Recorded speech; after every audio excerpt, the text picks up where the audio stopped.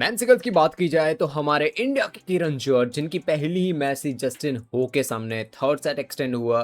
Third set अभी just थोड़ी देर पहले मैंने पूरा देखा एंड इट फील्स लाइक कि यार किरण जॉर्ज एक वो काइंड ऑफ प्लेयर हैं जिनसे एक्सपेक्टेशंस मुझे काफ़ी सालों पहले थी। अब वो एक्सपेक्टेशन भी नहीं रही है एंड अब मैं उतना सोच भी नहीं रहा हूँ कि ये प्लेयर आगे जाके टॉप टीयर लेवल पे परफॉर्म करेगा भी। एज अ ऑडियंस मैं मेरी बात कर रहा हूँ, ठीक है।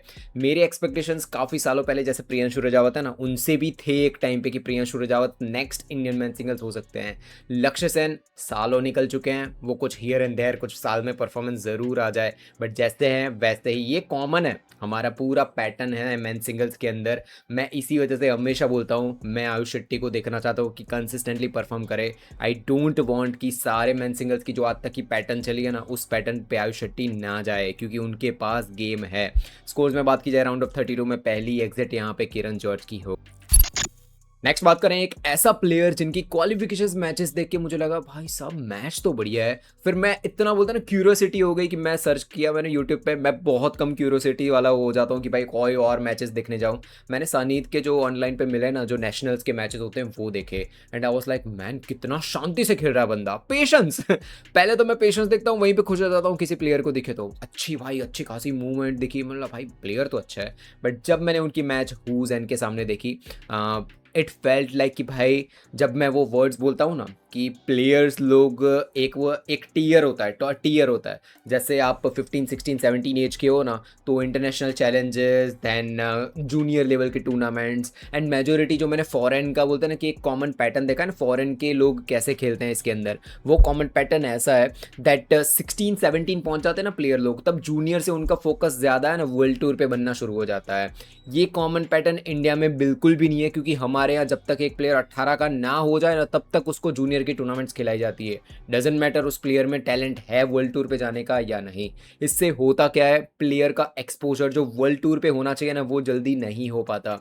इमेजिन 15 16 17 की एज से ही एक प्लेयर वर्ल्ड टूर सुपर 100 अगर क्वालिफाइड है तो देन इंटरनेशनल चैलेंजेस खेलना शुरू कर दे, तो जब 18 19 के आसपास पहुंचे तब तक उसके पास अच्छा खासा एक्सपीरियंस हो जाएगा सुपर 300 500 के लिए। ये चीज़ हमारे यहाँ थोड़ी बहुत कम दिखती है, but that's okay, completely fine. बात की जाए सनीत पे आता हूँ मैं वापस।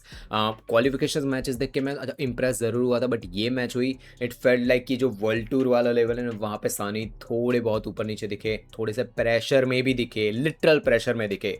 आपको उनके बॉडी लैंग्वेज से ही दिखेगा। ये चीज़ मैं एक्सपेक्ट नहीं कर रहा था, क्योंकि क्वालिफिकेशन मैचेस थोड़ी बहुत मुझे पर्सनली अच्छा है, उन्होंने इंप्रेस ज़रूर किया था एज एन ऑडियंस। मुझे लगा कि भाई ये प्लेयर अच्छा कर सकता है। भले आयुष शेट्टी लक्ष्य सेन ये लोग नहीं है तो क्या हो गया, सनीत कर, बट पहली राउंड ऑफ 32 वाली एग्जिट हुई तो मैं भाई तब थोड़ा बहुत उतना सरप्राइज नहीं हुआ था। बट अगेन मैं अभी जो थोड़ी देर पहले ही कुछ मैचेस और फिर से मैंने रिविजिट की एंड इट फेल्ट लाइक कि नहीं यार, वहाँ पे हु थे, उन्होंने भाई लिटरली वहाँ पे प्रेशर डाल के गेम ले ली उनसे। नेक्स्ट बात की जाए वो प्लेयर जिनके रिलेटेड हम रात को 3 बजे बैठ के, इमेजिन रात को 3 बजे बैठ के इनकी लाइव स्ट्रीम की थी, हम सारे लोग जितने भी मेरे साथ जुड़े हुए थे। सोचो इमेजिन करो रात को 3 बजे हैं, ठीक है, हम लोग लाइव स्ट्रीम कर रहे हैं इनके मैच की साथ में एनालिसिस कर रहे हैं एंड ऑल। मैं बात कर रहा हूँ एंथोनी गिंटिंग वर्सेस थरुन वाली match, one of the worst matches that I have ever seen in my life. दोनों प्लेयर ने डिसाइड कर रखा था कि कौन सबसे ज़्यादा एरर कर सकता है। हर एक नेक शॉट एक एक दो दो में एरर एरर एरर एरर दोनों ने डिसाइड कर रखा था। Anthony Ginting being a person, मैं मेरी बात करूं तो जब मैं भी प्लेयर था मैं बहुत लुक फॉरवर्ड करता था एंथोनी गिंटिंग से। पहली चीज़ कि वो टॉलर प्लेयर के सामने कैसे खेलते थे, कैसे उनकी स्पीड थी, कैसे एजिलिटी थी, ये सारी चीज़ें मुझे अमेज करती थी। बहुत चीज़ें मैंने उनसे सीखी भी है, एंथोनी गिंटिंग से मूवमेंट सीखी है। एंड भाई मैं हमेशा वो बंदा हूँ कि भले मैं बैडमिंटन खेल भी ना रहा हूँ, still I try to learn कि भाई अच्छा ये प्लेयर ऐसा कर रहा है, ये कर रहा है, वो कर रहा है, ये मेरी बोलते हैं ना कि मैं ऐसा हूँ, ऐसे मैं सोचता रहता हूँ। बट उस प्लेयर को मैंने इतना गंदा खेलते हुए देखा ना, it literally broked my heart. Literally भाई उनको मैंने अच्छे खासे इतने टॉप टीयर लेवल के मैचेस खेलते हुए देखा है, इतना गंदा मैच मैंने एंथोनी गिंटिंग का और थरुन का देखा, it literally broke my heart. And same goes with Jonathan Christie too. मैंने बात की थी ना Jonathan Christie versus Pranav HS वाली match, I mean literally one of the worst matches by Jonathan Christie.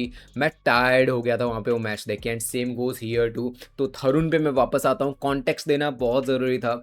Tarun बहुत टाइम निकल चुका है थरुण के साथ, बहुत मतलब एक लास्ट ईयर का मुझे याद है, एक मैंने डेडिकेटेड वीडियो थरुण के रिलेटेड अपलोड किया था कि कैसे उन्होंने एक्साइटिंग बना दिया है थर्ड सेट, बहुत मज़ा आ गया। मैंने डेडिकेटेड वीडियो बनाया था, ठीक है, जब वो अच्छा खेले थे। लुक, अगर बैड एसपी चैनल पे अगर आप लोग आए हो ना, तो you need to understand this basic thing कि अगर एक प्लेयर अच्छा खेल रहा है तो मैं तारीफ़ करने वाला हूँ भाई, मैं नहीं रुकूंगा तारीफ़ करने से, भले भाई कुछ भी हो। अगर आपको पसंद है नहीं है player, it doesn't even matter, उसने गेम अच्छी खेली है, मैं तारीफ करूंगा, बट डोंट एक्सपेक्ट कि अगर एक प्लेयर गंदा खेलता है उसके बाद भी उनकी तारीफ की जाए। थरुण वर्ल्ड टूर में काफ़ी टाइम से हैं, इट्स हाई टाइम कि थरुण को भाई कुछ चेंजेस की ज़रूरत है, लिटरल चेंजेस की ज़रूरत है। राउंड ऑफ 32-16, 32-16, 32-16 इसकी लड़ी लग गई है। मैं इसी वजह से तो रिपोर्ट कार्ड में भी शायद बहुत बार इंक्लूड नहीं करता हूँ। इनका जो पूरा 6 महीने का मैंने जो बनाया था ना रिपोर्ट कार्ड, उसमें मैंने थरुण के रिलेटेड डिस्कशन भी इसी वजह से नहीं किया। तो ऑस्ट्रेलियन ओपन 2026 का रिपोर्ट कार्ड आ चुका है और इसके अंदर मैं इन डिटेल सारे प्लेयर्स के बारे में डिस्कशन करूँ उससे पहले भाई लोग नंबर्स चाहिए इस चैनल पे, बहुत अच्छे अच्छे कंटेंट आप लोगों के लिए मैं प्रोवाइड करता जा रहा हूँ। अगर आपको पसंद आ रहे हैं, एनालिसिस वीडियोस पसंद आ रहे हैं, अगर अच्छे अच्छे वीडियोस पसंद आ रहे हैं तो सब्सक्राइब किए बिना मत जाना अगर आपने नहीं किया है अभी तक। और अगर आपने सब्सक्राइब कर रखा है, अगर आपको चैनल को सपोर्ट करना है तो मेंबरशिप नीचे दिख रही होगी, वहाँ पे मेंबरशिप पे क्लिक करो और मेंबर बनो इस चैनल के। मिक्स डबल्स की बात की जाए ना, ध्रुव एंड मनीषा जिनके रिलेटेड मैंने इंडिया ओपन में बात की थी, one of the worst performances मैंने ध्रुव एंड मनीषा के रिलेटेड बात की थी। बट अभी की बात की जाए, यहाँ पे वो ऑस्ट्रेलियन ओपन में खेले हैं, कुछ माइनर चेंजेस उन्होंने अपनी गेम में ज़रूर किए हैं, कोऑर्डिनेशन में थोड़ी इंप्रूवमेंट्स दिख रहे हैं, थोड़ा बहुत ध्रुव एंड मनीषा अच्छा ज़रूर खेल रहे हैं। आई एम नॉट सेइंग कि कंप्लीटली एक अलग ही पैर आ गई हमारे पास मिक्स डबल्स की तबाह कर देगी एंड ऑल, नहीं बिल्कुल भी नहीं, मैं ये चीज़ नहीं बोल रहा हूँ। What I am trying to say is that there are improvements, भले बहुत छोटे हैं but there are improvements. But क्या ये improvements world tour, even super 300 tournament, super 500 tournament में टिकने के लिए इनफ है? I don't think so. जहाँ पे कुछ प्लेयर्स को अगर आप देखो ना तो 2-2 वीक्स, 2-2 हफ्ते के अंदर, 2 महीने के अंदर अपने गेम को चेंज करके आ जाते हैं। It's almost 5-6 months. Dhruv and Manisha की गेम मैंने फिर से रिविजिट की है इंडिया ओपन वाली, फिर से जाके, एंड आई थिंक बहुत छोटे छोटे देयर चेंजेस हैं और वो कोऑर्डिनेशन में ही दिख रहे हैं। स्ट्रोक्स वैसे के वैसे हैं, गेम प्ले वैसा का वैसा है। फर्स्ट राउंड ऑफ 32 मैच उनकी 363-64 समथिंग रैंक है, वैसे ऑस्ट्रेलियन प्लेयर्स के साथ थी, आराम से 13-14 पॉइंट में उन्होंने उनको डिफीट कर दिया। जो अपोनेंट्स थे वो भी ऐसा लग रहा था कि भाई सुपर 100 सुपर 300 वाले प्लेयर्स ही हो, ध्रुव एंड मनीषा ने उनको डिफीट कर दिया आराम से। नेक्स्ट राउंड था जो कोगा एंड साइतो के साथ था, इंपॉर्टेंट मैच थी, वहीं पे मैंने बात की ना कि इंप्रेसिव थोड़े बहुत दिखे, कोऑर्डिनेशन में अच्छा खासा चेंजेस दिखा। बट आपको पता है कोगा एंड साइतो, इनके बारे में आप लोग मुझे आपका आज कमेंट में बताओगे कोगा एंड साइतो, क्योंकि इनके रिलेटेड मैं इस चैनल पे डेडिकेटेड डिस्कशन कर चुका हूँ, ठीक है, कोगा एंड साइतो के रिलेटेड। तो प्लीज़ कमेंट सेक्शन में आप लोग आज बताओ। बट हाँ, मैं बोलूँगा कि थोड़े बहुत चेंजेस हैं। Dhruv and Manisha, I really hope अगर उन तक वीडियो भी पहुँच रहा है, प्लीज़ यार चेंजेस लेके आओ। इंडिया की ओर से कोई मिक्स डबल्स पैर नहीं है। आई थिंक ये इतना बड़ा वॉइड है ना कि कोई एक थोड़ा भी परफॉर्मेंस दे देता है तो हम लोग खुश हो जाते हैं। जस्ट इमेजिन, ये performance round of 16, round of 32 वाला है, still we are enjoying it. आप लोगों का पता नहीं, मैं थोड़ा बहुत फर्स्ट राउंड जीते ना तब खुश जरूर हुआ था, और उसका रीजन सिंपल है कि भाई इतना खराब खराब खेल चुके हैं ना प्लेयर लोग कि अब थोड़ा भी अच्छा खेल लेते हैं तो खुशी हो जाती है, specially mix doubles and women's doubles.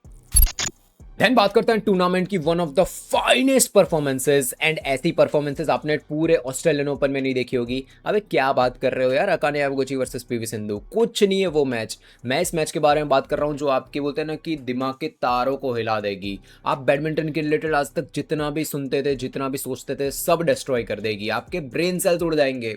मैं बात कर रहा हूँ गो चेन थे, उनके सामने थे मोहित एंड लक्षिता। स्कोर्स हैं 21-6 एंड 21-5। भाई ये मैच देख के मेरा दिल भरा है यार, लिटरली मेरा दिल भरा है। आई वाज लाइक मैन, क्या मैच है यार ये। मुझे आपके व्यूज ज़रूर जानने हैं, कमेंट सेक्शन में ज़रूर बताना। मैच डबल्स की बात की जाए तो अच्युतादित्य एंड उनके साथ थे अर्जुन, जिनकी पहली मैच ऑस्ट्रेलियन प्लेयर्स के सामने थी। आपको है ना मैं सिंपल एनालॉजी समझाता हूँ, रैंकिंग्स डिस्कस करते हैं यहाँ पे, ठीक है, क्योंकि मैच में ऐसा कुछ नहीं है डिस्कशन जैसा। हमारे प्लेयर्स थे ना अच्युतादित्य एंड अर्जुन, उनकी रैंकिंग कितनी है पता है? 120, ठीक है, 120 रैंक है। आपको पता है जिन ऑस्ट्रेलियन प्लेयर्स हैं ना उन्होंने उनको डिफीट किया 21-15 से अच्युतादित्य एंड अर्जुन को डिफीट किया, ठीक है। अब आप सोचोगे कि यार 21-15 से डिफीट किया है तो भाई 120 से तो कम ही उनकी रैंकिंग होगी, अच्छी खासी रैंकिंग होगी। 323 जहाँ तक मुझे पता है इतनी रैंक है वो ऑस्ट्रेलिया वाले प्लेयर्स हैं उनकी। ऑलमोस्ट डबल, डबल से भी ज़्यादा, डबल का भी डबल, ठीक है, डबल से भी आगे। वो रैंक वाले प्लेयर्स ने हमारे मेंस डबल्स के प्लेयर्स को डिफीट कर दिया है 15 और 15 पॉइंट में। Any one who thinks that India के पास मेंस डबल्स में साक्षी के अलावा भी कोई प्लेयर है, एनी वन, अगर आप हरिहरन अर्जुन को इंक्लूड भी कर रहे हो, मैं आता हूँ थोड़ी देर में उनके रिलेटेड, ठीक है। आप लोग अगर सोच भी रहे हो ना साक्षी के अलावा कोई है, तो नहीं, कोई भी नहीं है। वुमेन्स डबल्स सालों हो गए, लास्ट पेयर जिन्होंने मुझे इंप्रेस किया था वो थे अश्विनी, एंड उनके साथ कौन सी पार्टनर थी वो प्लीज़ कमेंट सेक्शन में आप मुझे बताओ, ठीक है। Sikki Reddy was good too, ठीक है, सिक्की रेड्डी भी was good too, but Ashwini की कौन सी पार्टनर के बारे में मैं बात कर रहा हूँ, मैं भी तो देखूँ आपका नॉलेज बैडमिंटन के रिलेटेड, कमेंट सेक्शन में बताओ, ठीक है, किन के बारे में बात कर रहा हूँ। वुमेन्स डबल्स में कभी भी कोई नहीं था हमारे पास, मिक्स डबल्स में आज तक कोई नहीं था। सिक्की रेड्डी के साथ उनके पार्टनर ने कुछ टूर्नामेंट्स में हियर एंड देयर परफॉर्मेंस ज़रूर दिया है। एक पैर थी जिसको इंप्रेसिव बोल सकते हो आप, सात्विक एंड अश्विनी साथ में थे तब, ठीक है। उनके अलावा मैं कभी भी कोई मिक्स डबल्स, भाई 3 कैटेगरी एम्प्टी, खाली सीट है वहाँ पे, कोई नहीं है। मेंस डबल्स में साक्षी को हटा दो तो। अब यहीं पे बात की जाए अच्युत आदित्य एंड अर्जुन की बात की जाए, 15-15 पॉइंट में वहाँ पे डिफीट हुए। मैं ये सारे मैचेस धीरे धीरे करके देख रहा था, इसके अंदर मुझे कुछ डिटेल्स एंड सब कुछ था, बट मैं जब रैंकिंग देखी ना, तो मुझे जब मैच देखी तो मुझे ऐसा फील हुआ कि यार ये प्लेयर लोग यार अच्छा खेल तो रहे हैं हमारे इंडियन प्लेयर्स के सामने। सो मुझे ऐसा फीलिंग आया कि यार परफॉर्मेंस तो अच्छी है यार इनकी, रैंकिंग मे बी पॉसिबल 60-70 के आसपास हो सकती है। बट मैंने जब दोनों पैर की रैंकिंग देखी भाई, थोड़ी देर के लिए मैं बोलता ना कि कौन सा एक वर्ड होता है ना, फ्लैबरगास्टेड। बात करते हैं जिनके बारे में बोला जा रहा है कि हरिहरन अर्जुन इंडिया के साक्षी के बाद नेक्स्ट पेयर बनने वाली है। मैंने जो अभी रिपोर्ट कार्ड 6 महीने वाला अपलोड किया था ना, वो प्लीज़ ये चैनल पे अपलोडेड है, जाकर देखना ना, लास्ट संडे को ही अपलोड हुआ है, वो बहुत इंपॉर्टेंट वीडियो है, वो जाकर देखना, ठीक है। उसमें आपको स्कोर्स एंड सब कुछ काफ़ी चीज़ें दिख जाएगी। काफ़ी टूर्नामेंट्स के अंदर बहुत लोग ऐसा बोलते हैं कि ये हो गया वो हो गया, काफ़ी चीज़ें, उसको मैं डिबंक पहले ही कर चुका हूँ। पर्टिकुलरली इस टूर्नामेंट के बारे में बात किया जाए, हरिहरन अर्जुन पहली मैच यूएसए के प्लेयर्स हैं उनके साथ थी। Anyone in this world who knows about badminton, थोड़ा भी इतू सा भी नॉलेज है, उनको पता है यूएसए से कोई भी आज तक कोई प्लेयर नहीं निकला है, एक प्लेयर के अलावा। मैं कौन से प्लेयर के बारे में बात कर रहा हूँ कमेंट सेक्शन में ज़रूर बताना, ठीक है। ऑफकोर्स मैं जैंग बेवन के बारे में बात कर रहा हूँ। हरिहरन अर्जुन ने 131 रैंक वाले प्लेयर्स को पहले राउंड में डिफीट किया। नेक्स्ट राउंड में हरिहरन अर्जुन ने जिनको डिफीट किया उनकी रैंकिंग थी 215। पहली दोनों मैचेस ऑलमोस्ट मक्खन थी भाई, कुछ नहीं था उन मैचेस के अंदर। बट आती है क्वार्टर फाइनल्स की मैच जिसके अंदर हरिहरन ऑफ कोर्स इंजर्ड हुए। But let me tell you one thing, one insight about first set में है ना, बहुत लोग, जब मैंने वीडियो भी अपलोड किया ना, वो लोग है ना अर्जुन को पॉइंट आउट कर रहे थे, ठीक है, कि अर्जुन ने ये मतलब अर्जुन थोड़ा वीक पॉइंट पड़ रहा है एंड ऑल। मैं आपसे अग्री करता हूँ यहाँ पे। अर्जुन जब बोलते हैं ना प्रेशर और क्रूशियल मोमेंट्स होते हैं ना, वहाँ पे सर्व एरर करते हैं, तब नेट एरर करते हैं। हरिहरन, जबकि मैं बोलता हूँ ना कि इसका आपको कनेक्शन जैसे बैठा हूँ ना मैं, so I don't want to take those names, but आप एक चीज़ समझो कि हरिहरन पॉइंट्स लेके आ रहे हैं, ऑफकोर्स अर्जुन भी लेके आ रहे हैं। मैं बिल्कुल ये चीज़ नहीं बोल रहा हूँ कि अर्जुन पॉइंट्स लेके नहीं आ रहे हैं, और मैं बिल्कुल भी नहीं बोल रहा हूँ कि खराब प्लेयर एंड ऑल, नहीं भाई, he is excellent player too. Net पे अर्जुन इज जस्ट एक्सेलेंट, मजा आ जाता है नेट पे देखने में। अर्जुन जितने प्रिसाइज खेलते हैं ना वो, but you need to understand कि जब प्रेशर क्रिएट करके देता है ना, दोनों प्लेयर्स, मैं दोनों की बात कर रहा हूँ, ठीक है, Hariharan and Arjun multiple smashes, multiple drops, फाट फाट फाट फाट फाट फाट खेले जा रहे हैं, ठीक है। जब प्रेशर क्रिएट करते हैं ना, pressure release majority of the time Arjun करवा देते हैं अपोनेंट से भाई, ये एरर, सर्व एरर और इसकी वजह से। एंड मैं हमेशा बोलता हूँ कि डबल्स में अगर कोई हार रहा है ना, तो दोनों की वजह से हार रहा है, it's not about a particular player. And that's why मैं हरिहरन का भी डिस्कशन करना चाहता हूँ कि भाई हमेशा पूरी ज़िंदगी तो स्मैशेस हम नहीं खेल सकते ना। हरिहरन बहुत एम्फोसाइज करते हैं अटैक्स पे। मैंने बात की थी कि कैसे वतनाबे की तरफ वो वेरिएशंस लाने की कोशिश कर रहे हैं, but you need to understand कि स्मैशेस तो ऑफकोर्स भाई सबसे बड़ी नीड होती है डबल्स की, स्मैशेस वो आपके पास है, but you also need to understand कि आपको जो अर्जुन है उनके साथ कोप अप भी करना पड़ेगा। अर्जुन जब बैक कोर्ट में जाते हैं, आपने नोटिस किया हो, अगर फोरहैंड से स्मैश लगा दी तो वो ओवरहेड पे नहीं जा पाते हैं, मल्टीपल टाइम, एक दो बार शायद चले जाए तो चले जाए, मल्टीपल टाइम्स नहीं जा पाते हैं। जबकि आप कोई भी वर्ल्ड की, चलो साक्षी का एग्जांपल लेते हैं, अगर सात्विक बैक कोर्ट में है ना, फोरहैंड पे गए, वहां से स्मैश लगाई, अगर अपोनेंट ने लिफ्ट यहाँ पे बैकहैंड पे कर दी ना, तो वो वापस जाएंगे, वहां से ज्यादा जाके स्मैश लगाएंगे। अगर चिराग पिच है तो चिराग भी यही करेंगे, नथिंग न्यू। चियासो खेल रहे हैं वो भी ये करेंगे, किम सीओ खेल रहे हैं वो भी ये करेंगे, ये कॉमन डबल्स की थिंग है। जब आप हरिहरन अर्जुन की गेम देखते हो ना, आपको आइडिया आता है कि हरिहरन भाई हर एक शॉट ऐसी कोशिश करते हैं कि भाई वो पूरा बैककोट है ना संभाल ही लूँ। यू नीड टू अंडरस्टैंड कि साची लोग भी तब बोलते हैं ना कि एक टॉप टीयर लेवल पे आए, जब दोनों प्लेयर ने अपनी बोलते हैं ना, सात्विक ने नेट स्किल्स को इंक्रीज कर दिया और जो चिराग है उन्होंने बैक कोर्ट की स्किल्स को। ऐसा नहीं था कि चिराग के पास बैक कोर्ट की स्किल्स नहीं थी, ही वॉज एक्सेलेंट, बट उन्होंने सात्विक के लेवल पे जाने की कोशिश की और सात्विक ने चिराग की जो नेट स्किल्स थी वहाँ पे जाने की कोशिश की। यहाँ पे सिर्फ एक ही इश्यू आ रहा है हरिहरन अर्जुन के साथ, जो सिंपल है भाई, बहुत सिंपल है। पहला डिफेंस ठीक करो भाई, डिफेंस की ज़रूरत है। डिफेंस कोई भी, अगर आपका गोल टॉप 10 में आने का है ना, अगर टॉप 10 में आना है तो डिफेंस आपका रॉक सॉलिड चाहिए होगा।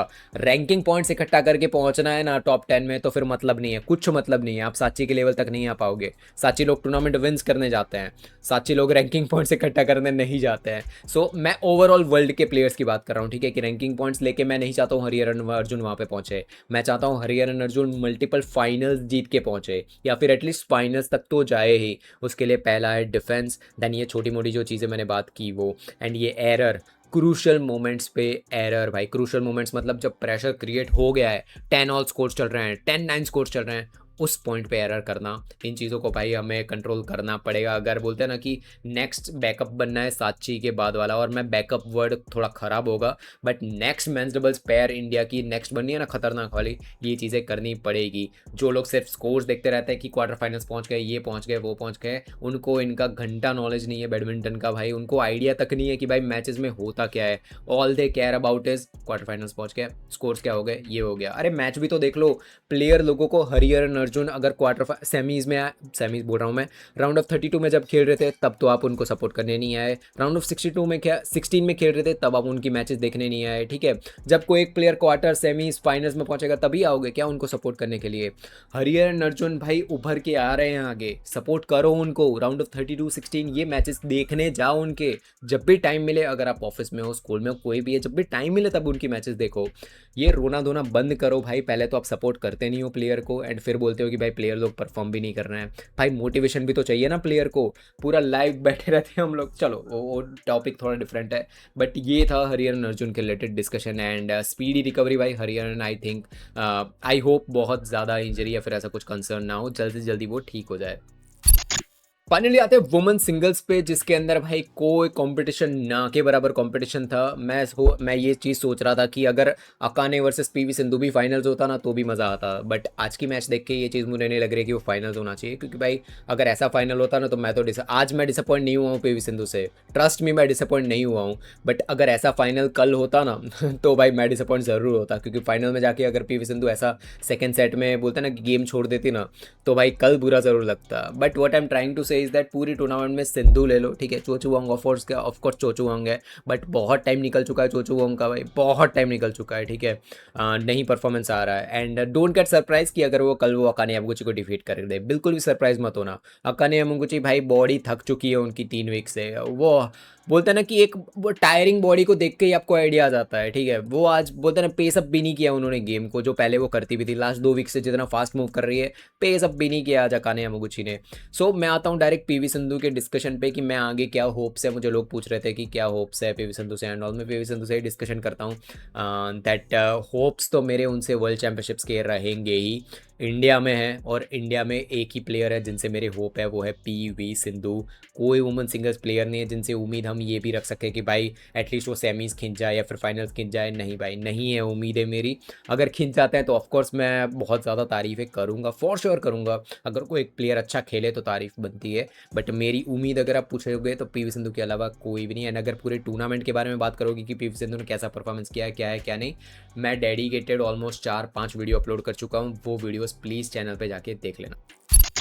नेक्स्ट बात करते हैं हम तन्वी शर्मा के रिलेटेड। मलेशिया मास्टर्स के बाद शायद अब वो खेलने आई थी यहाँ पे। उनकी पहली मैच थी चियू के सामने 21-12, 21-20 से उनको 22-20 से उन्होंने डिफीट कर दिया। पहला राउंड गया, सेकंड राउंड के अंदर भाई इसका बहुत बोलते हैं ना हाई बढ़ा दिया गया था। वर्ल्ड नंबर 11 को डिफीट कर दिया, वर्ल्ड नंबर 10 को डिफीट कर दिया।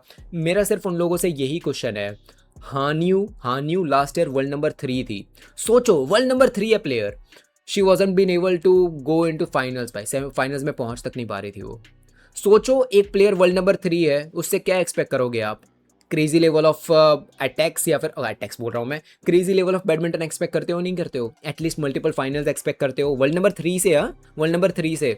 हाँ, न्यू एक भी बार वहाँ पे नहीं कर पाई है। उसका रीज़न क्या है आपको पता है? एक टूर्नामेंट जिसके अंदर आंसियांग ने सेमीफाइनल के अंदर रिटायरमेंट ली थी लास्ट ईयर, वहाँ पे हानियों को मौका मिला फाइनल में जाने का। आपको पता है रीज़न क्या है? वो वर्ल्ड नंबर 3 वर्ल्ड नंबर 4 ऐसे पहुँच क्यों गई थी? Ranking points. भाई साल की जो 26-25 टूर्नामेंट होती है, खेलते रहो खेलते रहो खेलते रहो खेलते रहो खेलते रहो, आपकी रैंकिंग वैसे भी रैंकिंग पॉइंट्स इकट्ठा करने के बाद आप वहाँ पे पहुँच जाओगे। किसी एक दो टूर्नामेंट्स के अंदर तो आपको भाई round of 16, round of 32, round of बोलते हैं ना क्वार्टर फाइनल्स खेलने का मौका मिलेगा ना, रैंकिंग पॉइंट्स मिल के जाते हैं वहाँ पे। सोचो आप 20-25 टूर्नामेंट खेल लेते हो साल की, तो आप रैंकिंग पॉइंट से टॉप 10 टॉप 15 के आसपास आ सकते हो रैंकिंग पॉइंट से। डजेंट मैटर, आपको जीतने की भी जरूरत नहीं है। पुत्री वरदानी जो इंडोनेशियन प्लेयर है, जाके उनका रिकॉर्ड लास्ट 6 महीने का देख लो, वो वर्ल्ड नंबर 6, 7, 8 है शायद यहाँ अभी तक अभी के लिए। आपको क्या लग रहा है वर्ल्ड नंबर 7 कितने एटलीस्ट एक दो छोटे मोटे टूर्नामेंट तो उनको जीतने चाहिए ना? सुपर 300, 500, चलो 750 और 1000 आंसियांग के लिए रख लो, 300 500 तो पुत्री वरदानी को जीतने के लिए जीतने चाहिए, नहीं जीते हैं भाई। जाकर एक बार प्लीज देखो, ये बेसिक नॉलेज होती है, ठीक है? तो वो लोग जो बोलते हैं ना कि वर्ल्ड नंबर 11 को डिफीट कर दिया, चीयू को डिफीट कर दिया, यू नीड टू अंडरस्टैंड कि रैंकिंग पॉइंट्स इकट्ठा करके आप अपनी रैंक बढ़ा, मतलब ऊपर जा सकते हो रैंकिंग में, ठीक है? बट आप टूर्नामेंट नहीं जीत सकते। टूर्नामेंट जीतने के लिए आपको प्योर बैडमिंटन खेलना पड़ेगा। मैं चीयू की बात कर रहा हूँ, अभी तक मैंने तन्वी शर्मा का डिस्कशन नहीं किया है, चीयू की बात कर रहा हूँ मैं, ठीक है? अब आते हैं तन्वी शर्मा की गेम पे। पहला राउंड ये गया, मैं बोलूँगा कि मैं अभी से तारीफ कर रहा हूँ, first match was good, round 32 वाली मैच अच्छी थी, trust me it was good, ठीक है? चीयू के सामने मैं यहाँ पे तारीफ करना चाहता हूँ तन्वी की कि भाई एररलेस गेम खेली, ठीक है? अच्छी एररलेस गेम खेली उन्होंने फर्स्ट में। मालिका बंसोद के सामने मैच आती है, ये मैच रेलेवेंट ही नहीं है मेरे लिए भाई, मैं इस मैच को गिनता नहीं हूँ भाई इस मैच को। नेक्स्ट आती है जहाँ पे रियल में उनको परफॉर्मेंस देना था अकाने यामागुची के सामने। अकाने यामागुची 3 हफ्ते से भाई थक गई है, लिटरली थक गई है। उनकी बॉडी देख के ही आपको लगेगा कि भाई कुछ नहीं कर रही है वो कोर्ट में। मूव उन्होंने आज पीवी संधू के सामने जितना परफॉर्मेंस दिया है ना, उसका ऑलमोस्ट 20% भी कल तन्वी शर्मा के सामने अकाने यामागुची ने नहीं दिया था। आपको एग्जांपल दूंगा ना तो आइडिया आएगा। उन्होंने टॉस मार के पॉइंट्स लिए हैं तन्वी शर्मा के सामने, टॉस मार के। सोचो भाई, मूवमेंट में दिक्कत है, जो मैं पहले भी बातें कर चुका हूँ तन्वी शर्मा के रिलेटेड, वो सारी चीज़ें अभी भी कंटिन्यू है। It's almost 5-6 months. सारी चीज़ें छोड़ दो, मूवमेंट में चेंज हो रहे हैं नहीं हो रहे, सारी चीज़ें छोड़ दो, एरर अभी भी ठीक नहीं हो रहे हैं। 9 पहले सेट में 9 एरर, सेकेंड सेट में 9 एरर। इमेजिन भाई, आप बेसिक, सबसे बेसिक चीज़, एक बोलते हैं ना कि 16-17 ईयर ओल्ड जो बहुत टूर्नामेंट्स के, आप लोगों को क्या लगता है कि कोई एक प्लेयर क्लब लेवल के साथ डायरेक्ट इंटरनेशनल खेलने जाता है क्या? भाई बहुत टाइम निकाल देता है वो भाई जूनियर लेवल पे, एंड बहुत टाइम वो इंटरनेशनल टूर्नामेंट्स में भी निकाल देता है। आप तन्वी शर्मा की जूनियर लेवल की टूर्नामेंट्स देखोगे ना, आपको रियलाइज होगा कि नेक्स्ट एक स्टार बॉर्न हो चुका है इंडिया में। बहुत दूर जाने की भी जरूरत नहीं है, लास्ट 1-2 साल की उनकी जूनियर लेवल की टूर्नामेंट्स है, वो ही जाकर देख लो। You will understand that Tanvi Sharma में किस लेवल का पोटेंशियल है। वर्ल्ड टूर आया, वर्ल्ड टूर में एक मैच जो इस साल की थी, वो जिसके बारे में मैं अभी भी एक्सेप्ट करता हूँ कि मैंने बहुत ज़्यादा हाइप अप कर दिया था तन्वी शर्मा की गेम को, बहुत ज़्यादा, बट वो मैच प्रेज वर्दी भी थी। उसके बाद ऑलमोस्ट 5 महीने निकल चुके हैं। तन्वी शर्मा भाई, वो बोलते हैं ना कि बैडमिंटन एशिया टीम चैंपियनशिप्स थी, उसमें 9 पॉइंट में जब हारी थी, 9 पॉइंट्स में, 21-9 ही थे वहाँ पे। इस लेवल के 13-14 एरर्स उन्होंने किए थे वहाँ पे, हर एक नेक्स्ट शॉट कोर्ट के बाहर, हर एक नेक्स्ट शॉट कोर्ट के बाहर। वो दिन है और आज का दिन है, गेम में कोई चेंजेस नहीं है। बीइंग अ यंगस्टर, उनकी रिस्पॉन्सिबिलिटी बनती है कि गेम में इंप्रूवमेंट्स लेके आए। जो लोग ये बोलते हैं ना कि भाई यंगस्टर्स हैं, चांस दे दो, ये दे दो, वो दे दो, भाई अगर यंग एज पे वो चेंजेस अपनी गेम में वो लेके नहीं आती हैं, इट्स ऑलमोस्ट 6 मंथ्स भाई, समझ रहे हो, 6 महीने हो चुके हैं। बाकी सारी चीज़ें साइड में रखो, मूवमेंट ठीक नहीं हो रही है, फुटवर्क में दिक्कत है, सब चीज़ें साइड में रख दो। एटलीस्ट आप कोर्ट के अंदर तो खेल सकते हो ना, बाकी सारी चीज़ें साइड में, बट वो भी चेंजेस नहीं आ रहे हैं। मैं यहीं पे इस चीज़ को एंड करूँगा दैट अकाने विद 20% पावर उन्होंने तन्वी शर्मा को 21-14 से डिफीट कर दिया।